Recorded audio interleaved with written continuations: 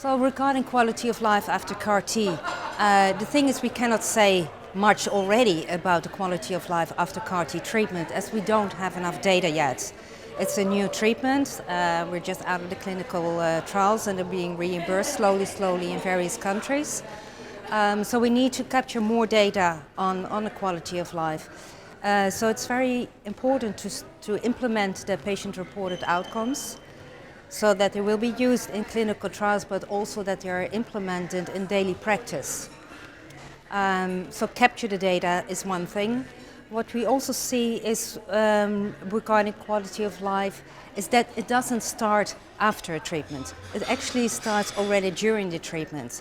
And we see the more that people are being cared of and that they have a group, the more they support the experience, not only from the caregivers and family members, but also from a very great nursing team, is that they can deal with things like side effects and long-term effects much better. We see that the outcome in the end is better. So to really enhance the quality of life, it already starts early during the treatment. Because part of quality of life is that not only your body gives up, it's like a domino game. So when you experience a very severe disease, it's your health is deteriorating, but it has an impact on the social network, your work environment. It has a financial burden that all has to be captured. So after treatment, you have to deal with all those things again. Now, CAR T is for many people, it's not available yet. So there is a financial burden if people want to have this treatment, and that can cause worry, and worry can cause distress, and that's where, for example, quality of life indication will not be very high.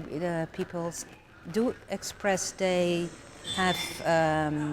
don't sleep well, they have depression. The chance, not all of the patients, of course. Usually patients are quite pragmatic and know exactly they know where they stand. But still, two things about that is there are several things that have an impact on quality of life, like financial burden, having support, losing a job, and that all needs to be taken care of. So to say again, for CAR T, that's the financial burden. It also relates to side effects and long-term effects, but we don't know yet all what they are. And of course, the adverse effects, neurotoxicity is really, has an impact with CAR T, but the long-term effects, unfortunately, we do not know that, and we need to capture that. So I really think that it's very important to, again, implement the patient-reported outcomes, take care of patients during when they're in the hospital. So make sure there's a qualified psychologist on your staff so patients can deal with existential questions that they're facing, because they are complex, because they're about to lose their life. So they have issues regarding life and death.